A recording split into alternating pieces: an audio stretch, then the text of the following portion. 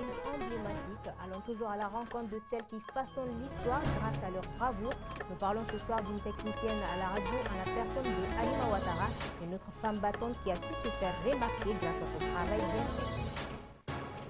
Appliquer à la religion, Dieu a pris le sens de renoncer par piété à tout ce qui est susceptible de remplir le jeûne depuis l'apparition de l'aube jusqu'au coucher du soleil. Un certain nombre de fidèles dans l'incapacité est exempt de cette abstinence. Les détails à suivre dans cette édition. Mardi 11 mars 2025, mesdames et messieurs, bonsoir et bienvenue à tous. Nous sommes au 11e jour du mois béni de Ramadan, un mois de purification au cours duquel le fidèle rend hommage à la révélation du Saint-Coran au prophète Mohammed, paix et salut sur lui. C'est là à travers les adorations et le jeûne. Parlant de jeûne, certains musulmans, compte tenu de leur situation d'incapacité, sont soustraits de cette abstinence. Mariam Koulibaly, dans ce reportage, nous explique davantage sur les personnes dispensées du jeûne. Le jeûne est l'un des piliers de la religion musulmane. Il nécessite de s'abstenir de manger et de boire de l'aube au coucher du soleil pendant ce mois. Dans le livre saint, il y a des personnes exemptées ou encore dispensées du jeûne en raison de multiples situations. Dans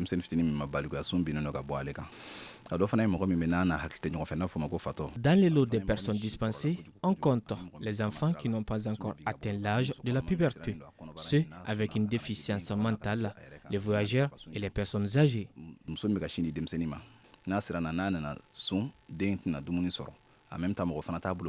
Il y a également les femmes enceintes, celles qui allaitent, les femmes en période de menstruation et celles qui viennent d'accoucher qui sont dans leur quarantaine. Les personnes malades sont également dispensées du jeûne.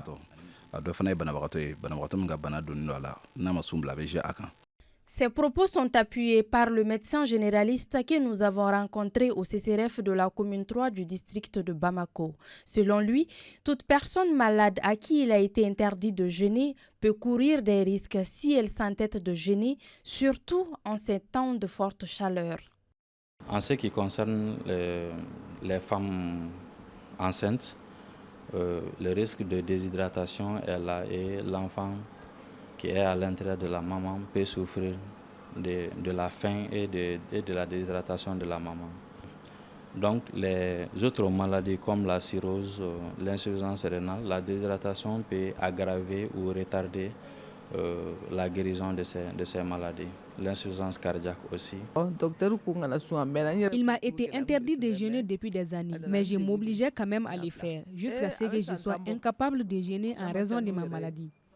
Certes, ces personnes ne sont pas aptes à observer le jeûne, mais que doivent-elles faire pour bénéficier des récompenses de ce mois béni et ne pas cumuler des dettes? Certaines personnes dispensées du jeûne doivent obligatoirement donner de l'aumône aux personnes démunies pendant un mois pour bénéficier des récompenses du mois de Ramadan. Ils sont au nombre de deux, la personne qui n'a pas pu rembourser cette dette du Ramadan précédent et la femme qui allait. En dehors de ces deux cas, les personnes atteintes de maladies chroniques et celles ne pouvant arrêter de manger ou boire pendant un certain temps et les personnes âgées peuvent faire de l'aumône, mais ce n'est pas une obligation. Parmi les personnes dispensées, il y a une catégorie qui doit seulement rembourser les jours manqués. Il s'agit de la personne tombée malade durant le mois de Ramadan ou bien avant et qui est guérie. Aussi de la femme pendant la menstruation, de la nouvelle maman après sa quarantaine, du déficient mental qui a recouvert sa santé et le voyageur qui est bien arrivé à destination.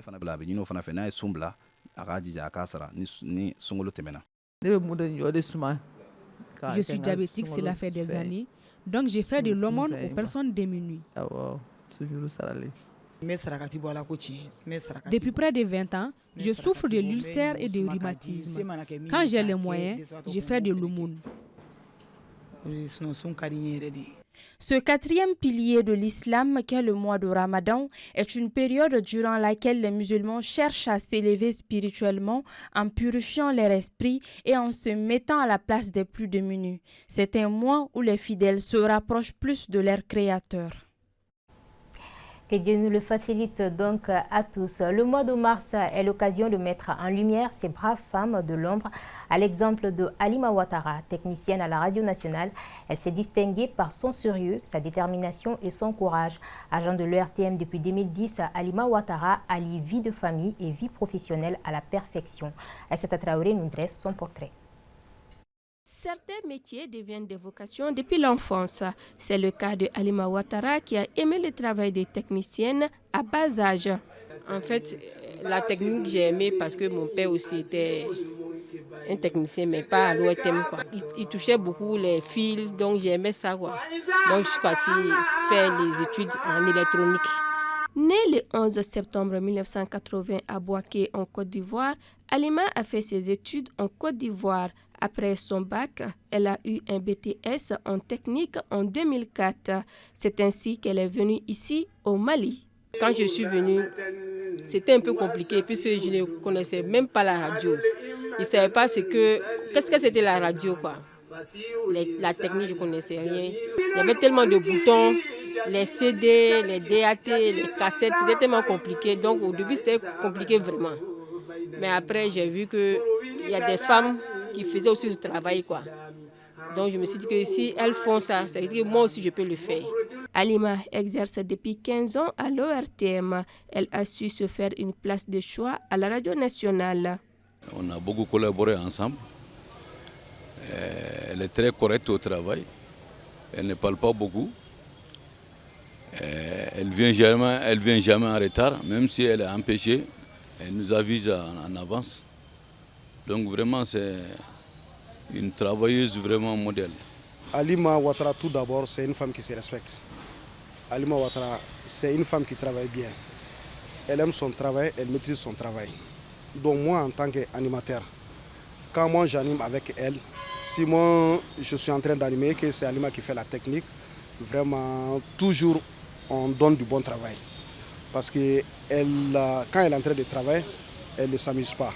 Elle fait le travail comme ça se doit. Malgré les contraintes liées à son travail, Halima parvient à joindre ses deux vies avec aisance et invite les autres femmes à ne pas se décourager. Quand tu aimes ton travail, tu essaies de jongler, quoi. C'est-à-dire tu te lèves très tôt. Ce que tu as à faire, tu fais tôt, tu viens. La technique ne doit pas jouer sur la vie familiale, comme la vie familiale ne doit pas jouer sur le travail. Je peux dire aux femmes, elles n'ont qu'à essayer de travailler. C'est-à-dire que travailler, avoir un peu d'argent, quoi, pour au moins soutenir la famille, puisque l'homme ne peut pas tout faire, l'homme ne peut pas tout gérer. Halima est mariée et mère de 5 enfants. Elle compte s'investir encore plus dans son travail, en hommage à son père qui lui a donné l'amour de ce métier, un métier majoritairement exercé par des hommes. L'ONG Age Femme, à l'occasion de la Journée internationale des droits des femmes, a organisé une cérémonie de remise de dons, cela en faveur des femmes souffrant de fistules obstétricales et des orphelins à l'hôpital du Point G. Depuis sa création à nos jours, l'ONG œuvre pour l'amélioration des conditions de vie des plus vulnérables au Mali. Cette activité marque le lancement officiel des actions de l'ONG en faveur d'une solidarité durable et inclusive. Reportage Amadoun Diallo et Abdul Salam Ouedraogo.